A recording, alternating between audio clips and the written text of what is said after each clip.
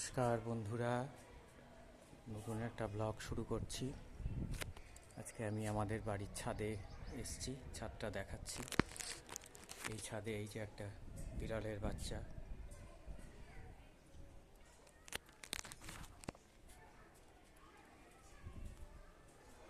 এই যে পালালো।